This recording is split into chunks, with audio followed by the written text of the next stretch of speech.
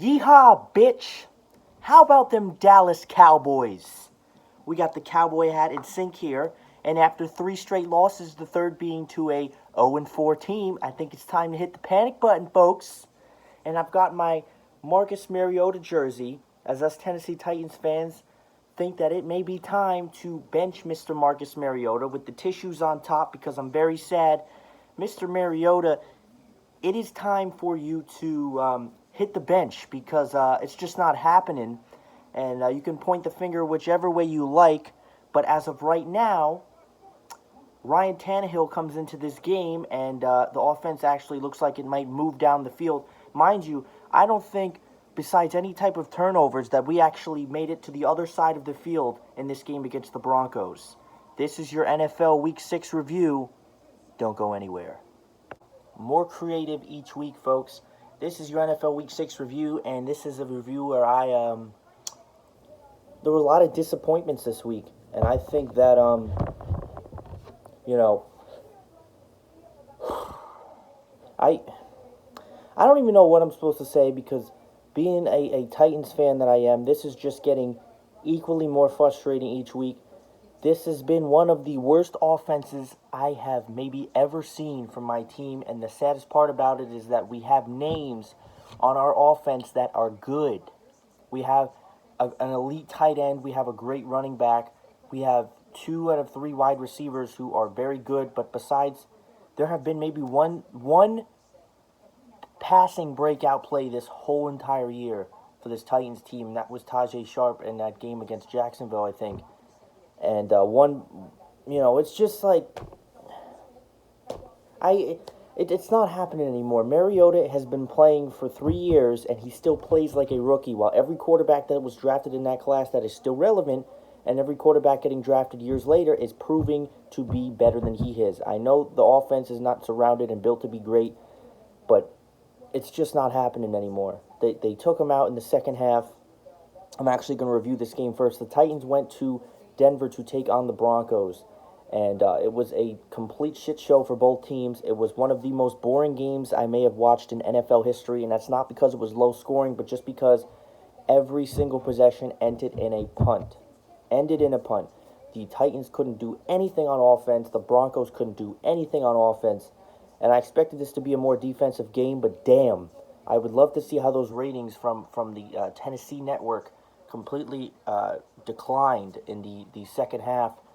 The Titans ended up putting Ryan Tannehill in the game, and believe it or not, he went 13 for 16 with 144 yards and a pick. Ryan Tannehill made the Titans look the best they did all day, and the team still couldn't score jack. The Broncos looked slightly better than the Titans did, but each team looked atrocious. The Titans were shut out in Denver, 16-0 to the Broncos. And this was just an awful game to watch. Mariota couldn't do anything. He continues to look like a rookie. And as much as I like Mariota, it is time that he hits the bench. And I think next week against LA, the Chargers need, not the Chargers, the Titans need to start Tannehill against the Chargers. And it's just enough is enough at this point. Titans get shut out by the Broncos 16-0. Not much to speak of from either team. And that was that game. That was a later game, but I wanted to review that first because I am very angry with that. The first game of the week, Daniel Jones. I know everybody loves Daniel Jones. Once again, we see that even though it's New England, the Giants are not at all ready whatsoever to play any team that is above 500. The Giants went to New England, and it ended exactly as I expect. Now, the first half of this game saw the Giants play a lot better, and that's because that generally when they play New England, they're much more in it. They bring that it factor a little bit. And Golden Tate didn't look too bad. He made some noise. He had 6 catches for 102 yards. But Jones had another rough night. Threw 2 picks. I don't know his exact stats on the day. The second half, New England did what they did the week before, and they completely smoked the Giants. Edelman had 100-plus yards, and Sony Michel ran for 86 yards. And the Patriots ripped the Giants in half, 35-14. Exactly what I expected. But the Giants have a game that next week that they can definitely win when they play the Cardinals at home. But we're going to see what happens from that. And I think that if they lose that game, they went from a 2-game win streak, and I don't know if this is correct, they would be from 2-game win streak to a 3-game losing streak.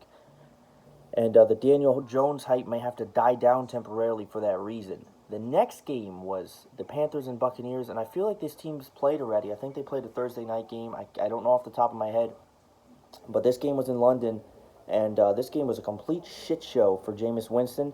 He threw 5 picks on the day. He somehow managed to get 400 yards.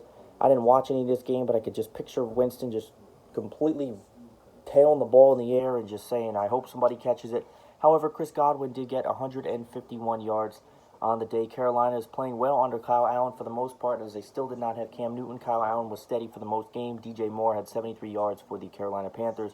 Absolute nightmare of a day. 5 turnovers for the Tampa Bay Buccaneers, and Winston needs to hit back to the game plan and figure what went wrong. The Panthers still did beat the Buccaneers 37-26. This was a London game, and there's a lot of London games this year for some reason or for whatever reason, whatnot.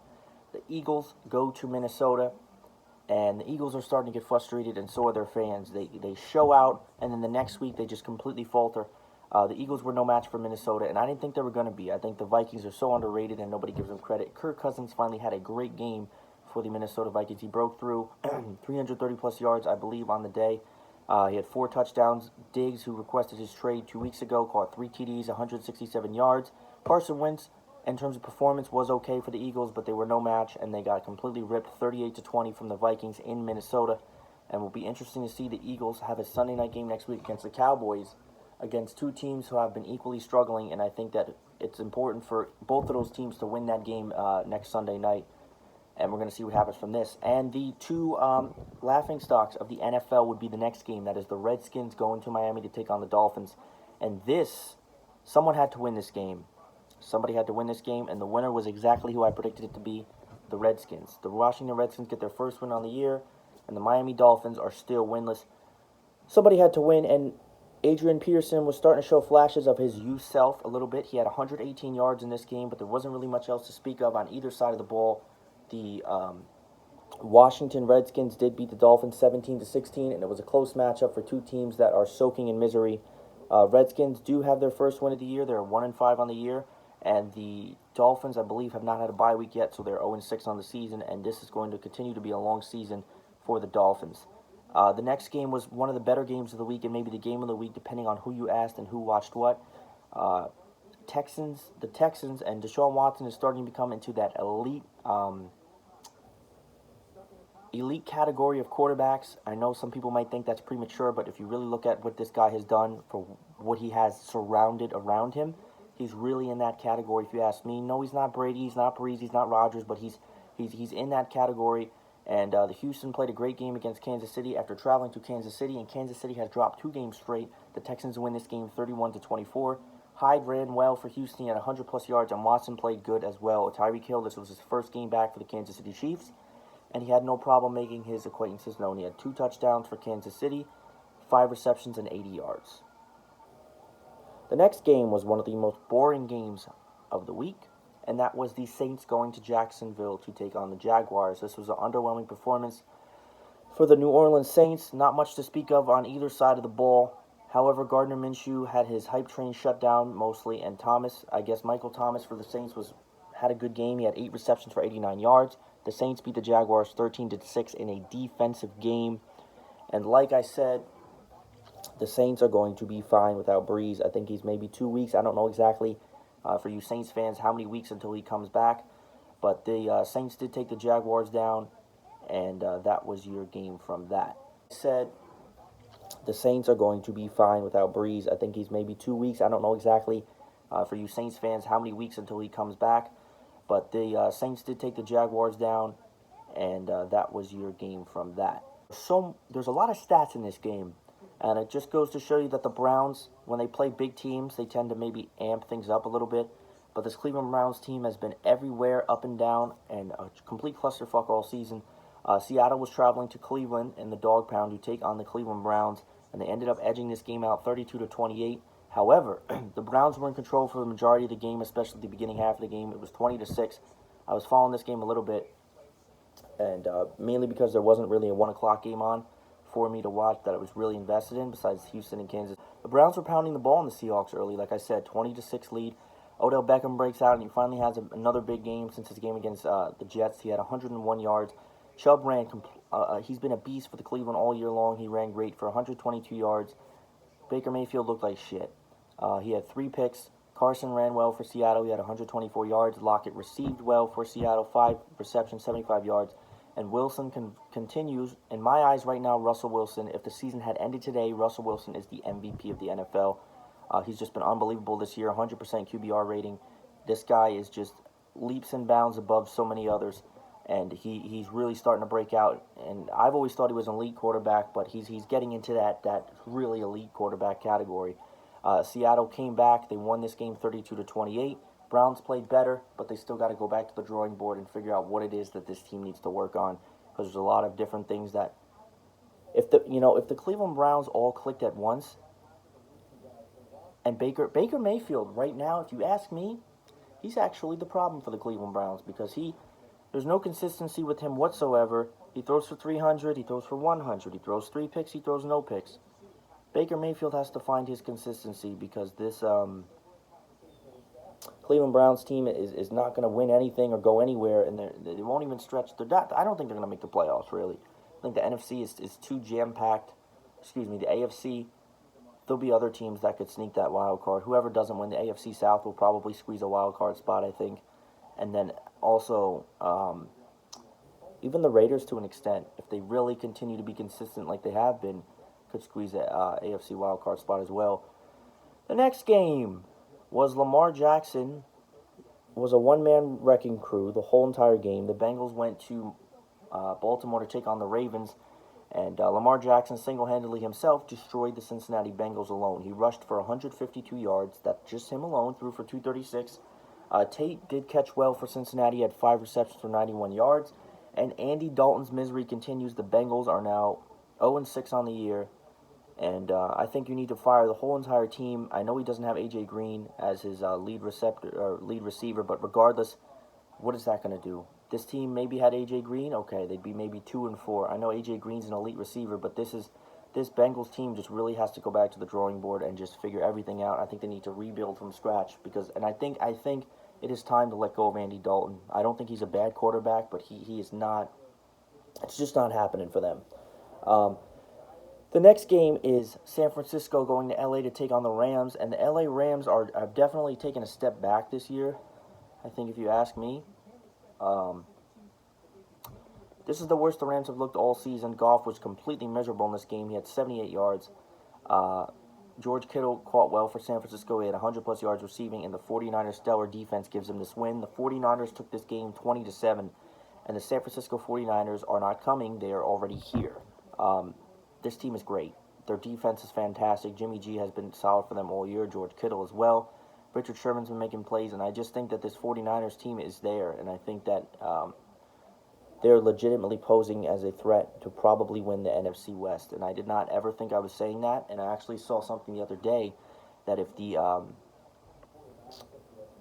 season ended the other day, the 49ers would be a number 1 seed in the NFC. If I'm correct on that. Yeah, they're the only undefeated team in the NFC. Unbelievable. The Rams really need to get back to the drawing board. They've been struggling more so of late, and I don't really know what's going on, but that is that. The next game, the Falcons' best performance all year, and they still didn't win. Matt Ryan looked great. He had 356 yards with 4 touchdowns. Freeman ran well for 88 yards. Austin Hooper, tight end, caught 117 yards. And they lost by 1 to the Arizona Cardinals of all teams. Kyler Murray looked great. 3 touchdowns, 340 yards. Falcons are 1-5. Falcons are 1-5. They're 1-5. They're 1-5.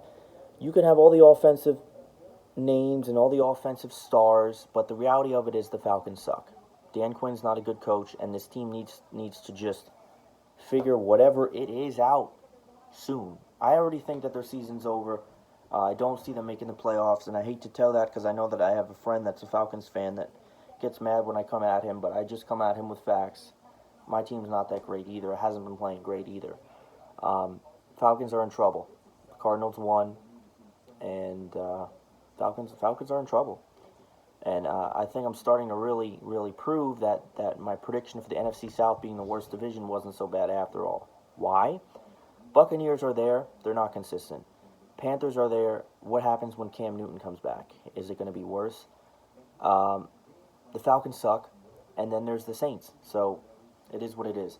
One of the last games to review, not the last game to review, is, let me get this here real quick. Where is it? It's over there. Forget it. The Dallas Cowboys going to New York to take on the 0-4 Jets, and they lost. Now, before everybody completely shits on this process and just the whole entire aspect as a whole, I will be generous. Sam Darnold came back, and he looked great. He had 338 yards, and the Jets were ripping Dallas all over the field. The whole entire game, they failed to come back. Despite that, Dallas still had numbers. Elliott ran 100-plus yards. Robbie Anderson made some big plays for the Jets. 5 receptions, 125 yards. And the Cowboys realistically almost came back in this game. And I don't know what would have been worse. If the Dallas Cowboys came back and the Jets went to 0-5, or the Cowboys lost to the Jets. I think it would have been worse if the Cowboys would have came back and won to show how bad the Jets are. But Sam Darnold has spark-plugged his team, for Sunday at least. And the Jets do beat the Cowboys for the first win of the year, 24-22. How about them Cowboys, folks? I already went over the Titans and Broncos game. Titans and Broncos. Mariota needs to be done. He's the worst. Titans are our top 3 worst offense in the league. Neither team could do much in this game. Denver did actually have a lot of injuries and a lot of players going down. Tannehill came in the second half, and he moved the ball down the field despite not scoring. Mike Vrabel continues to show that he is a blithering idiot, and he attempts to go for fourth down conversions when we can't even get a successful. All we do is get 3 and out. The Titans are known as a 3 and out team. If you have just an okay defense, you're going to beat us, and that's just how it goes. As long as you can score on our defense, which can be very difficult. Titans couldn't move the ball down the field. This was one of the worst games, and it's getting increasingly frustrating to watch this Titans team play. Tannehill has to start next week against LA. Plain and simple. Plain and simple. You know, Mike Vrabel went for it on fourth down in one of these plays, and I don't really understand why you're going for it on fourth down. You can't. We were 1 for 12 on third down conversions the whole entire game. And for some reason out there, I don't know why, you thought that we were going to be able to successfully get the ball on a 4th and goal. We haven't been able to get third down conversions. We're 0-12 on the, or 1 for 12, excuse me. So why would that change now? Am I not coming across? Little things like that. I'm not an NFL coach. I don't know everything, but it's just I don't understand that aspect of it. And there's somebody knocking on the door. Let me finish my review.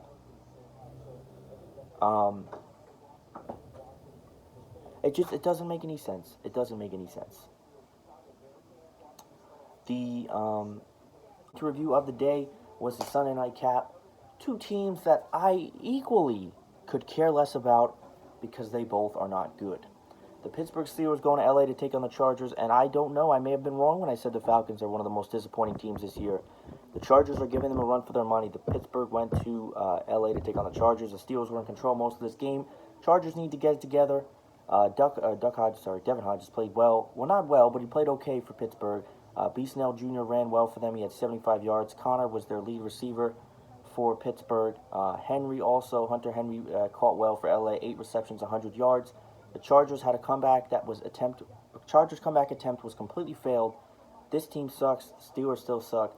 Some of these teams are just completely boring to watch, and I know that on paper before the season when they draw out the schedule, they assumed Pittsburgh and LA to be a game that would generate interest for people, and it failed miserably. I didn't even watch this game. I was watching the Yankees, and I'm not, listen, I don't want to hear nothing about the Yankees because Aaron Boone went through that whole entire bullpen, and he thought that the Astros weren't going to get 1 run off of us in extra innings. The further the game went, the less the chances of the Yankees winning, to me, is what it was. But I'll talk about that another time. This was your NFL Week 6 review. I hope everybody enjoyed. We are almost halfway through the season, and some of you have not won a game yet, and if that is the case, it is time to cancel your season. You're 0-5, 0-6. Thank you for watching.